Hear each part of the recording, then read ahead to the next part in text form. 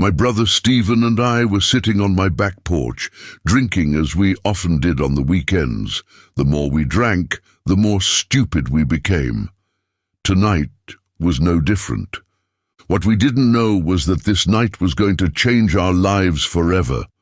Stephen was a year younger than I, grew an inch taller and a few inches wider, held out his phone. He had been watching YouTube videos about people exploring abandoned places. He had one queued up for me to watch. "Take a look at this one, bitch," he said as he stood up. "I need another beer, want one?" "Nah, I'm good," I said, putting on my readers to watch this video on a tiny phone. Ever since we were little kids, we watched horror movies with our mother. Our mother was a huge horror fan. Horror, it seems, was built into our DNA. My name is Wayne. I'm a 6-foot string bean with a marshmallow six-pack around the gut, all beer and no muscle. We were raised on horror and chicken, and as you will undoubtedly come to realize, yes, we are half chicken. The first horror movie that I remember ever watching was Salem's Lot. That movie scared me so badly. I had bruises around my neck from holding the blankets tight around it.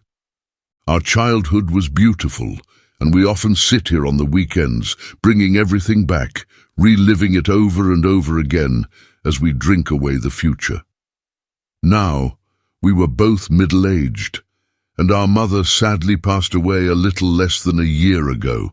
It wasn't long after she passed that my brother and I were talking about doing something to sort of honor her memory and put the fear back into us.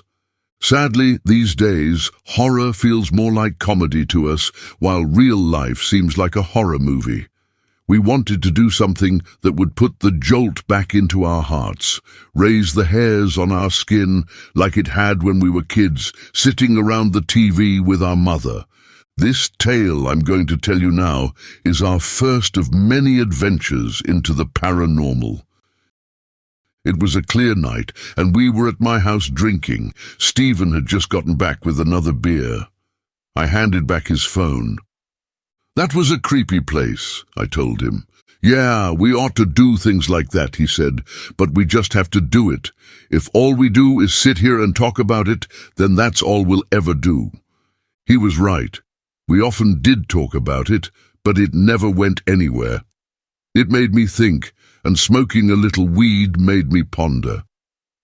I remember as a child, I always wanted to be a writer like Stephen King, but the stories never got wrote. How can I be a writer if I don't write? How can we fulfill our dreams if we don't pursue them? 4 beers and a little weed later, I learned how to live that night. "Let's do it. Let's do it right now," I said, standing up, throwing the beer can down in a show of anger. Why? I don't know, but Stephen laughed and stood up too, also throwing his beer down. His arms stiffened into a muscular pose, then reached into the cooler to grab another beer. "Let's do this, bitch." "There's a cemetery just down the road," I said. "Should be an easy first step." "Let's go," he said, grabbing the cooler. Our brave souls had the liquid courage to hop into my golf cart that rattled and bobbed along the roadside and drive down to the old Baptist church about a mile from my house. The church was built in the 1920s, and it was a common construction for that time. If you can picture the little house on the prairie church, or even a look to a more modern TV show, The Walking Dead, then you have a clear picture of what this church looks like. It was still an active church as well. What was particularly exciting about this church was that it had a small cemetery in the back. Most, if not all, the gravestones were dated between the 1920s through the 1940s. The founding pastor's grave marker showed that he died just 3 months after completing the church. We weren't sure what to expect at the cemetery, but we were damn sure going to honor our mother's memory that night. Both of us really were more than likely to run at the faintest sound, so each of us made wagers on who would be running scared first. We took a few more beers and stashed them in the cooler, then grabbed our phones and headed out along the side of the road.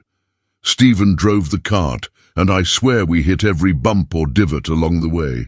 We drank another beer on the ride over and boasted how neither of us spilled a drop along the bumpy trail.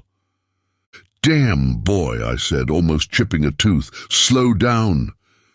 "I can't," he said. "The faster I drive, the less time I have to think that I'm doing something really stupid right now." "Well, faster then," I yelled, holding my beer up high. "Here's to being stupid," then adding a yeehaw at the end, which Stephen returned with one of his own. There was nothing but smiles and pure joy on our faces. We were heading into our future. Normally, thinking about the future brought on depression, but not tonight. Our future looked as bright as the night looked dark. Once we got close to the church, we left the cart just off church property. We didn't need any strobing lights pulling up and ruining our fun. "You ready to do this, bitch?" I asked, taking the last gulp of my beer and putting the can back in the cooler. "Let's go, Pinocchio," Stephen said, tossing the empty can into the cooler and grabbing another. Pinocchio was a nickname he gave me when we were kids. It was not because I was a habitual liar or anything, but really because I had a rather large nose. When we were kids, those were fighting words. We would fight until either of us got too tired, or one of us would start laughing at the funny-looking faces we made pulling each other's hair. Yes, we pulled each other's hair. We were strange like that. Now, the word is more of a term of endearment and ushers in the fond memories of our childhood. There we were, stumbling and swaying our way to the back of the church towards the graveyard. The forest surrounded the cemetery, and the trees were also swaying gently. The crickets were chirping. Stephen was the first to pull out his camera. "It's recording," he said, pointing the phone towards me. "Give us an introduction." "Hello, everybody. We're going to look for Ghost in the cemetery," I said, shrugging my shoulders, not really knowing what to say. "That was lame," he said. "Here, hold the camera." I took the camera from him and aimed it while my middle finger scratched my nose. He didn't catch it. "Here we are, America. Tonight, Wayne and I are in one of the most haunted graveyards in all America. Join us as we explore and witness the horrific events together." I turned the camera down. "What the hell," I said. I was actually really impressed, to be honest. It was a huge exaggeration. But who would really watch it knowing there was nothing of interest here? "That's how you do it," he said. "I may have to start calling you Pinocchio," I said, putting a curled finger to my nose, then pointing out with it, suggesting a growing nose.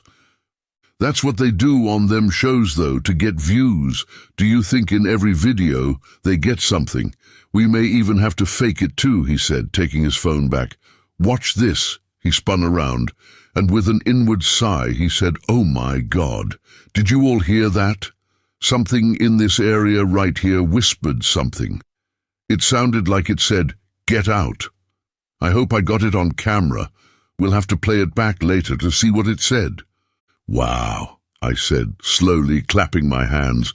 "We haven't even done one video yet and already we're lying, but he was right, and I knew it." "For the views," I said, holding up my phone. "For the views," he repeated, holding up his beer can. I turned on my camera. We both did. "Oh, look," I said, pointing at a grave marker.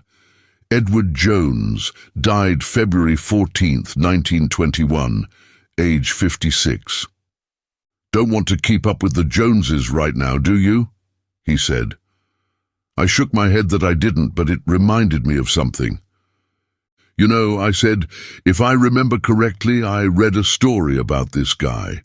This guy murdered his entire family and then shot himself." My brother looked at me with amazement. "Really?" I answered, "For the views," and we both laughed.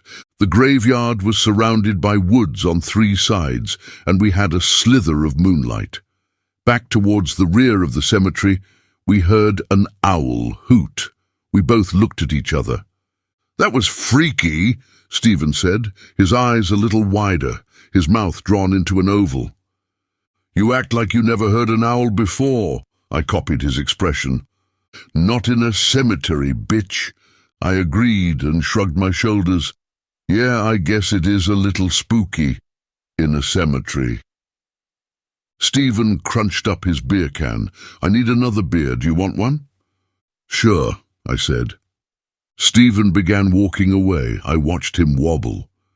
I would be surprised if he lasted through the night. He's probably had a few too many already, but this was our first ghost hunt, and I'm sure more beer will do us both good. Now, here I am, alone in the cemetery. It was spooky, even if there was nothing to be scared of. The mind interprets things differently at night, like how it sees the shadows cast by the moonlight.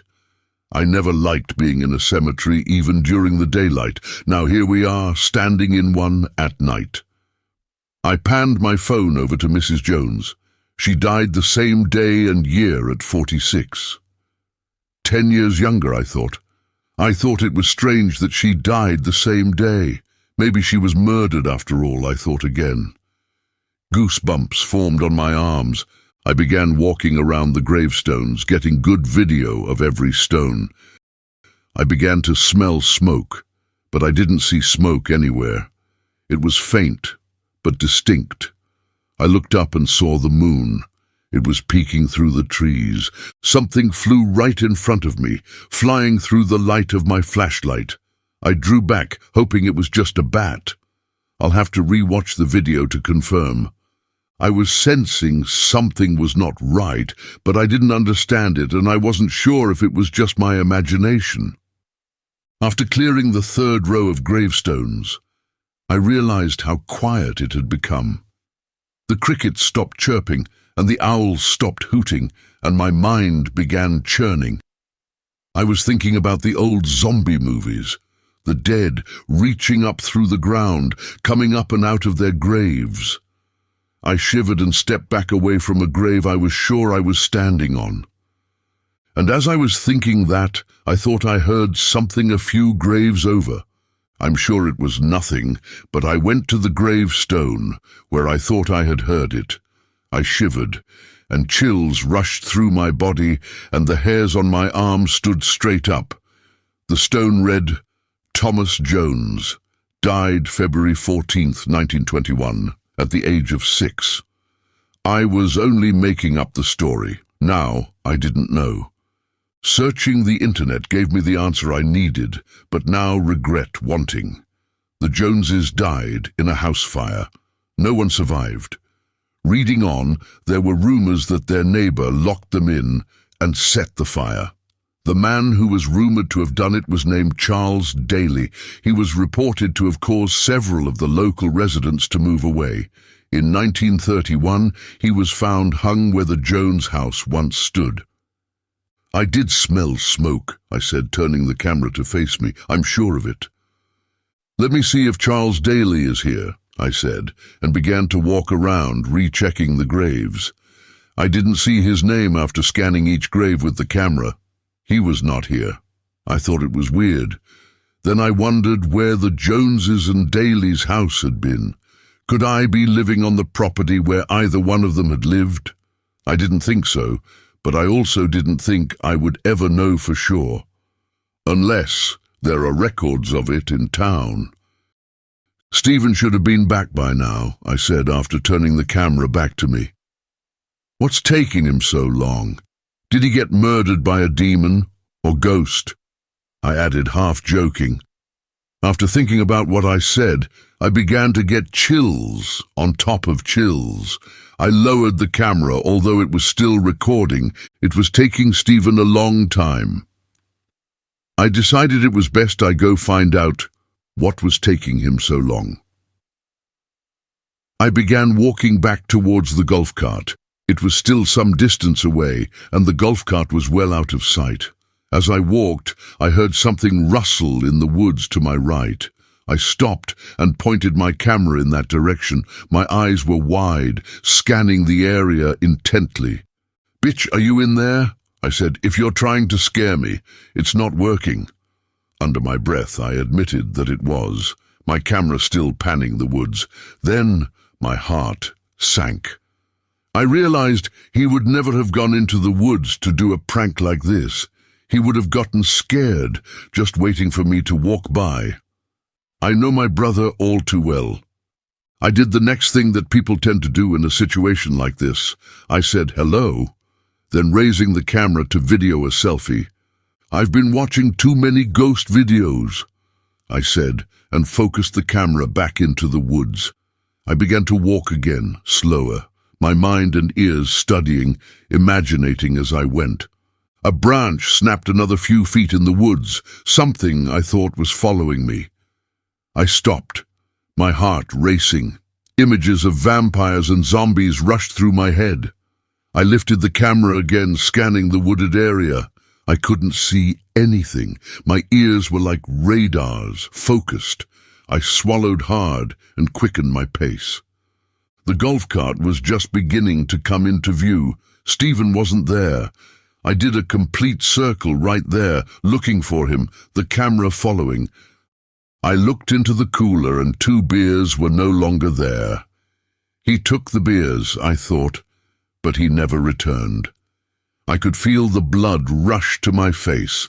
The goosebumps I had earlier returned even more intense. There was no way he could have passed me. I thought I'd better go back and check the cemetery just to be sure. The woods, going back, was on my left this time. I kept my eye out for whatever might rush out at me. My imagination was going crazy. I would kill him if he was playing a joke. But then I would also be relieved, because it didn't look good right now. The fear I felt was real. Upon reaching the cemetery, I checked behind every gravestone, whispering his name. My hands were visibly shaking. I looked down at my watch, and it was 02:30 in the morning. Thoughts of demons, monsters, and murderers littered my mind. I was checking behind another gravestone when I heard something. I should clarify, I heard someone, somewhere behind me. It was definitely a voice. I shone my camera in that direction. "Stephen," I whispered. The wind began to pick up. The trees swayed, their leaves fluttered. It felt like the forest was coming alive. I listened, my ears straining to catch the sound again, the hairs raised on my arms and neck, my body shivered. It felt like, or at least I sensed, someone or something was watching me. It was the strangest feeling. I've felt that in the past, and I'm sure most of you have too. You look up and someone is staring at you, then they look away. I was feeling that right now, except I didn't know where to look. I saw something from the corner of my eye. I spun around to get a good look, pointing with the camera. My thoughts at once envisioned vampires, but there was nothing there. I could hear my own breathing now. My legs were beginning to feel rubbery. "I got to stop imagining things," I whispered to myself. From behind me, back in the woods, I heard that voice again. It was a low grunt. I spun around to look. By this time, the beers I ingested earlier needed a quick exit. I had to pee. Bad. That is what happens in middle age. It comes on all of a sudden. I tittered on both my feet, trying to control it, but there was no controlling it. I whipped it out and pissed on Mr. Jones. I reread his gravestone as I released myself. Edward Jones died February 14th, 1921, at the age of 56. I know that must be some sort of crime, or at the very least a bad omen to piss on someone's grave, and I would be guilty. I had done it, not wanting to, but having to. "I'm sorry, Mr. Jones," I said as I tapped out and zipped up. I turned to observe my surroundings when I heard the grunting sound again. It sounded muffled. I tapped on my windpipe, hoping to loosen the chokehold on my breath. I didn't need to see my pant leg shaking to know I was scared. Every muscle in my body was tensed. Slowly I moved closer to the edge of the woods, where I thought the sound might be coming from. Something groaned about 15 to 20 feet in the woods, although it was definitely muffled. I thought it sounded like Stephen, but I wasn't completely sure. I took a few steps into the woods. My light glimpsed a shiny object just ahead. It was a beer can. I moved closer and picked it up. It was still cold, opened, a puddle had formed where it laid, the beer had seeped out and foamed. My ears pricked, my eyes became sharp. I felt like I was in the zone. I was scared as hell, but I was in the zone. There was no noise, no chirping, no breaking branches, but at that moment, I could have heard a pin drop. I'm sure of it. I crept deeper into the woods, my light quivering, guiding my path. Just ahead, I saw another beer can. The hairs on the back of my neck stood on end. I reached down and picked up the unopened beer. I held it. It was also cold, then tossed it to my left. Another low, dull groan came a few feet in front of me. I nearly jumped out of my skin and almost ran. The imagination is a very powerful thing, as the worst fears rose like a tidal wave in my mind. Another stifled groan. This time I heard the words, although softly, "Help." It had to be Stephen, and although it was muffled, it definitely was his voice. I rushed over, snapping a twig as I knelt down beside him, my pants becoming wet. He was trying to say something, but it was mumbled. I also began to smell something foul. It was almost like he was laughing while trying to say something. His head turned a little. Clumps of dirt clung to his face and mouth. "Help me, bitch," he slurred, becoming agitated.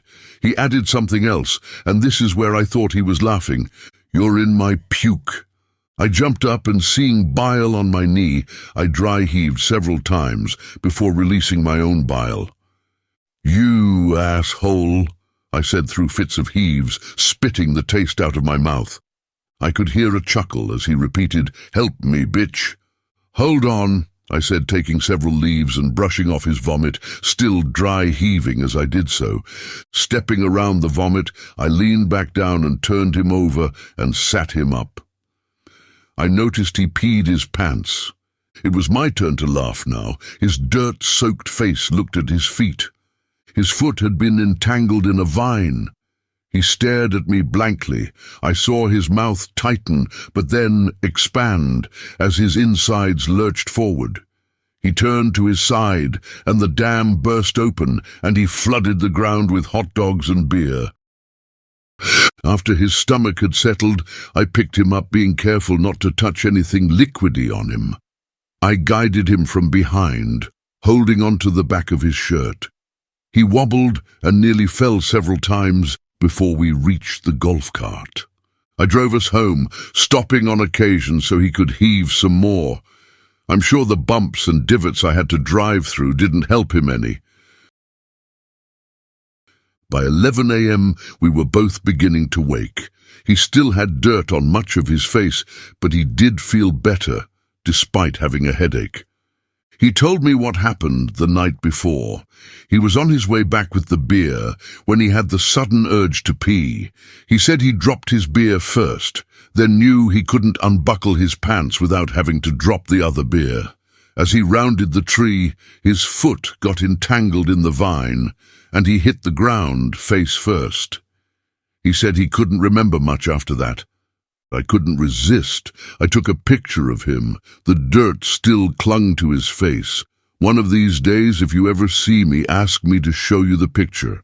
I keep it on my phone, and whenever he calls, it's that picture that pops up. I laugh every time. I did check the county records a few days later, and although the address wasn't the same as what I have, the plot of land where I live was owned by Charles Daly.